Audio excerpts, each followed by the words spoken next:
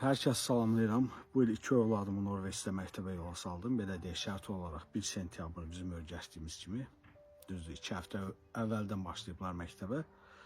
Deməli, indi Azərbaycanla dünyanın ən bahalı ölkələrindən biri olan Norveçdə uşağı məktəbə göndərmək üçün nə qədər vəsait lazımdır, onu bir siyahıya almışam. Deməli, məktəb çantası, ikisi də deməli, birinə 1-ci sinifdə almışam. 5-ci sinifə gedəcək, birinə də 5-ci sinifdə almışam, 7-ci sinifə gedəcək. Ehtiyac yoxdur, istəmirlər yenilərini.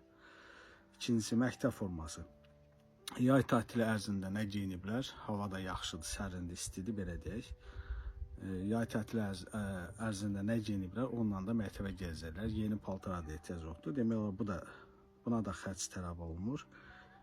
Kitablar, məktəb hamısını, kitabları pulsuz, təmənnasız olaraq verilir. Dəftər, qələm, ruçka, karandaş, pozan, belə lazım olan bütün vasitələri məktəb pulsuz, 1 qəpik olaraq bütün uşaqlara verir. Müəllimə hədiyyə.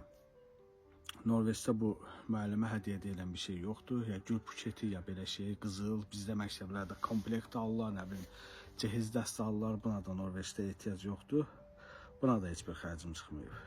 Kompüter, iPad, telefon, belə şeylərə də heç bir xərc lazım deyil. Çünki 1-ci sinifdən 5-ci, 6-cı sinifə qədər hər bir uşağa iPad, 6-cı sinifdən yuxarı bütün uşaqlara notebooklar məktəb özü təmin edir. Buna da heç bir xərcim çıxmıyor.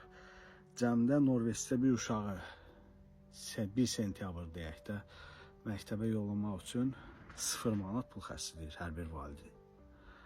Azərbaycanda bu nə qədərdir? Zəhmət olmasa yazın.